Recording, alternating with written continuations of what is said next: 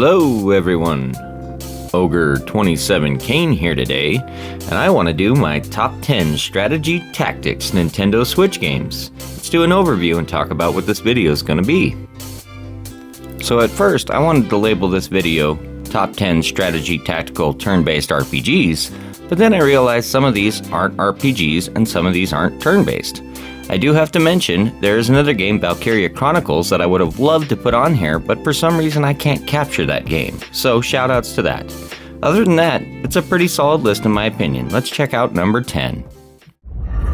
From the moment I understood the weakness of my flesh, it disgusted me. I craved the strength and certainty of steel. I aspired to the purity of the blessed machine. Your kind cling to your flesh, as if it will not decay and fail you.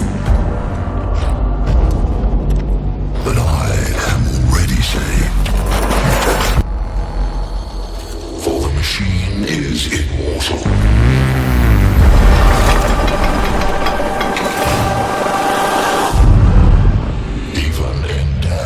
I serve the undesire. So in at number 10, we have Warhammer 40k Mechanicus. This is a turn-based strategy RPG. It has a sci-fi aesthetic and a rich lore, if you will, to go with it. There are other Warhammer games on the Switch, such as Space Wolf, Shoota's Blood and Teeth, and Boltgun, but this one, in my opinion, really emphasizes the best parts of the Warhammer story and gives you the best detail to it. The only thing I want to say kind of negative about it is it has a very clunky UI, and it's very hard to really figure things out at first if you don't do the tutorials and pay attention.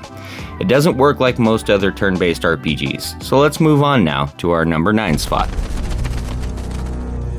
The theatre of war is a stage of many arts. Blood paints the true picture in the art of war, and an eternal conflict has taken center stage. While the foolish Dracul feign nobility, invaders from lesser bloodlines devastate the land. Tell me, what is the point of victory?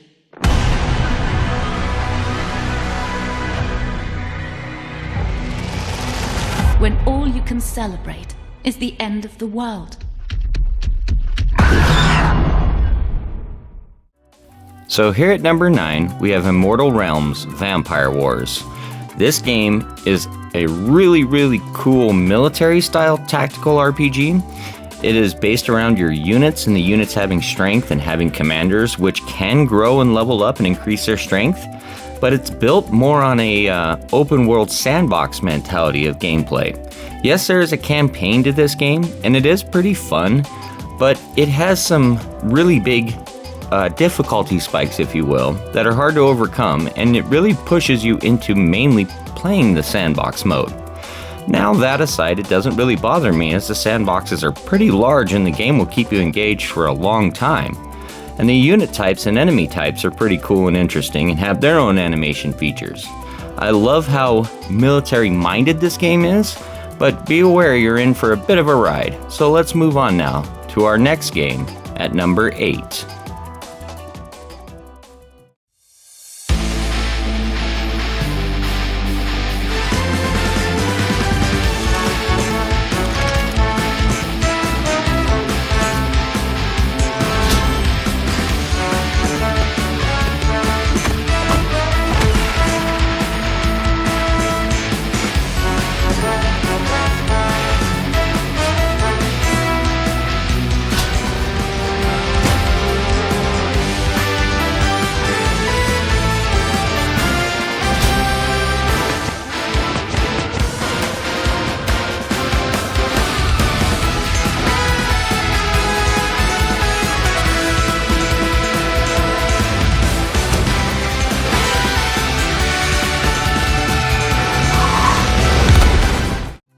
So here at number 8, we have the Advanced Wars 1+2 Reboot Camp Collection.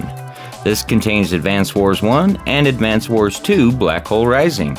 These are both fantastic games and have a great story to them.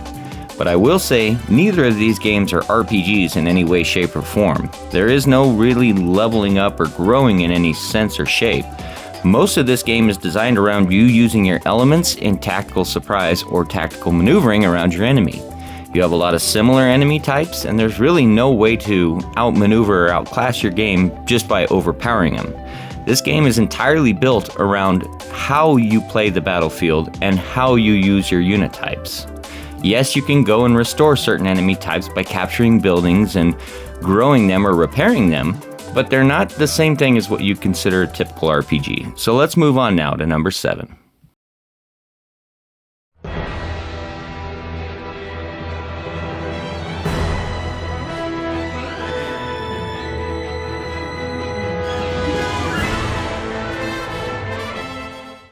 So in at number 7, we have Triangle Strategy. And I have a love-hate relationship with this game, because this game is absolutely gorgeous, it's beautiful, and it has a fantastic story.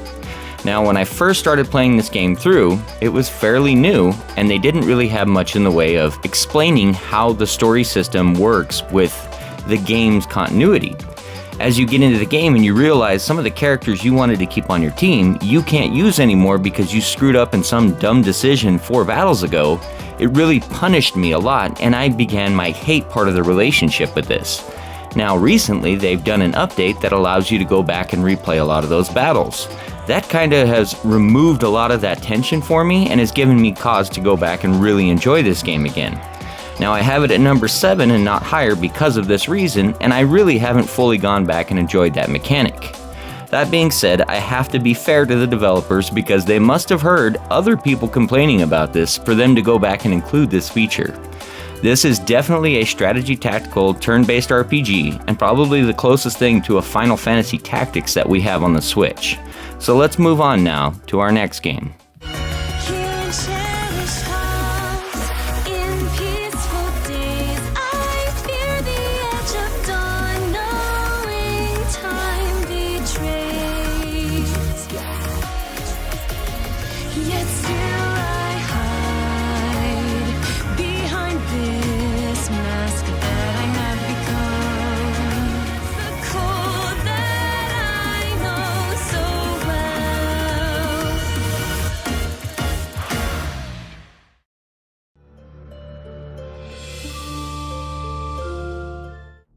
So in at number 6, we have Fire Emblem 3 Houses. And this game is contentious for me as well, being in the sense that I really love the battle system, and I love all the character types, enemies, and allies, and I like the main character a lot, but this game has some really annoying features outside of the battle, such as a persona kind of thing where you have to go to a university and teach students and learn things and do all these side activities which don't really have a big bearing to the battlefield itself, other than the fact that they hold back some of the best weapons and armor and different upgrades for your characters. On top of that, the marriage mechanic in this game only works if you go through all the hoops in this said other area. That kind of was a big turnoff for me, and it ends up being a good third to half of the game. So if you like Fire Emblem games, it's a fun game in its own right, but you can definitely see where they were really trying to experiment with this game, and it really doesn't keep up with the other one. So I think we should move on now to our next game.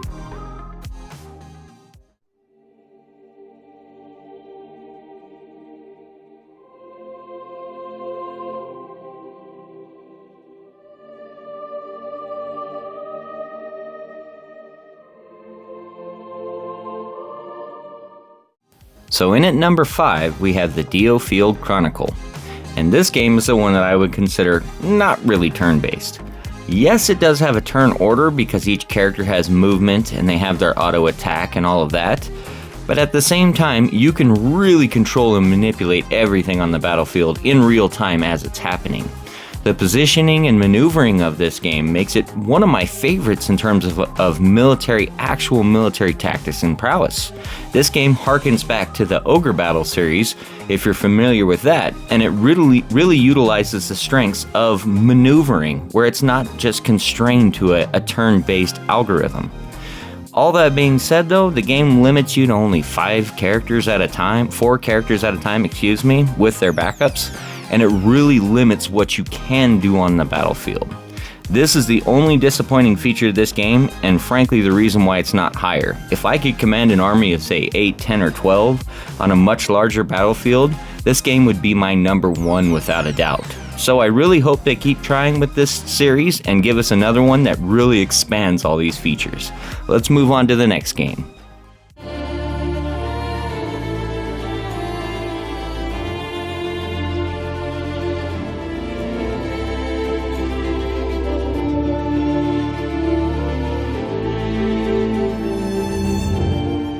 So in at number 4 we have King's Bounty 2, and this is definitely a turn-based tactical strategy RPG. This is a port of a PC game, and which I understand there's a much bigger series and a lot more to it.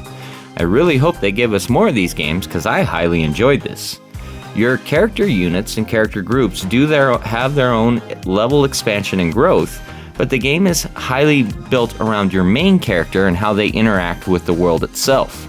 Having a big open world aesthetic like Skyrim almost, not really one where you can do as much, but you definitely can explore and find things, allows you to really expand on the story and look for things off the beaten path. On top of that, the mechanic is about 50-50 to where every time you're getting bored of one or the other, you can essentially do the other. I love the fact that the enemy unit types in this game are so highly detailed and your unit types are so reactive to everything. The game has a bit of a different system and a steep learning curve, but once you get it, I believe you will enjoy this game if you're a fan of this style of RPG. The last thing I really want to mention about this is that you have spells and magic that you can use on top of that, which you can kind of throw in as an ace, if you will, up your sleeve. So, check this game out. It's a bit of a hidden gem. Let's move on to our next game.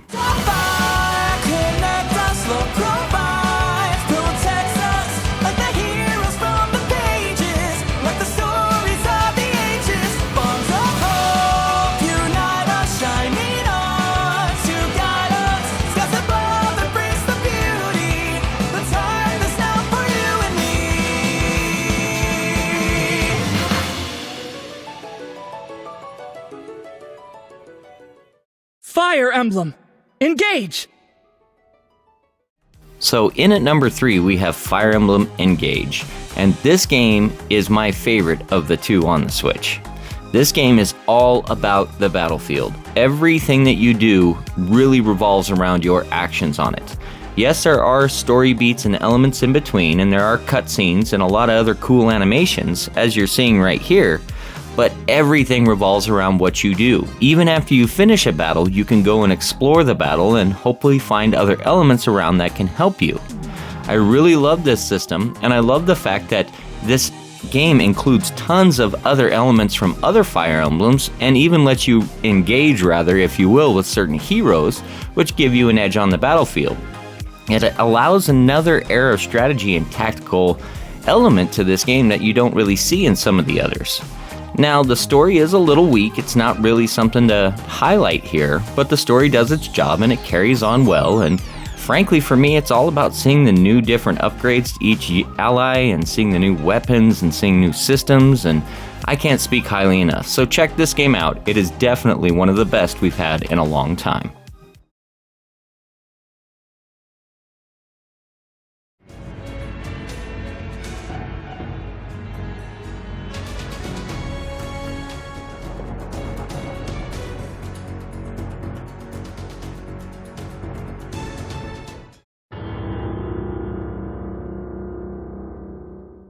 So here at number 2, we have Front Mission First Remake. This is a remake of a Super Famicom game, which then went to the Nintendo DS, which we now have on the Nintendo Switch. This version includes all new graphics and animations and 3D models, and includes a lot of upgraded audio, if you will, and some new features to the game. This is one of my favorite tactical turn-based RPGs because I just frankly love the aesthetic, I love the mechs, I love the whole setting of the war between the UCS and the OCU. I love everything else that really goes on in this game. This game has some really funny, inadvertent jokes, if you will, too. I kind of show one off here at the end. So I have my own comedic element to playing this. The only gripe I have to this game is if you want to grind or level up or stay competitive, which you need to do in this game, especially if you need money, you have to spend a lot of time in the arena.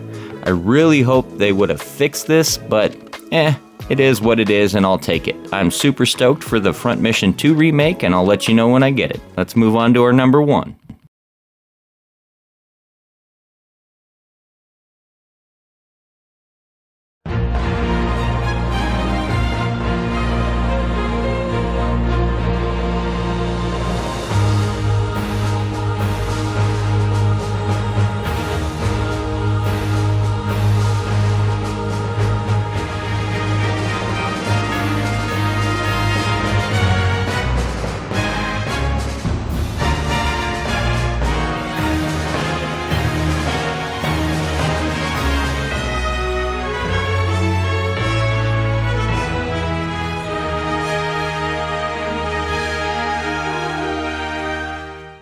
Well, here at number 1, we have Tactics Ogre Reborn. And if you know me, this was definitely always going to be my number 1. This is one of my favorite strategy tactical RPGs of all time, and one of my favorite games. I love the series of the Ogre Battle Saga, as each game has its own massive story and massive element to an even greater story. This saga takes place over a wide gap of time and over a massive amount of people in different continents and areas. The director to this game, and he also worked on some other games you might know, Masato Kato, was definitely a huge element to why strategy RPGs and tactical games became popular to begin with. This game was originally a Super Famicom game, which moved to the PS1, then to the PSP, and now we have it on the Switch. This is by far the definitive version of this game in my opinion, and has the best quality of life upgrades. I absolutely adore this game. So thank you for watching today's video. It was a blast to make. If you enjoyed this, please like and subscribe, and have a great rest of your day. This is Ogre27 Kane, signing out. Bet you're wondering, how can he drink in front of them starving kids?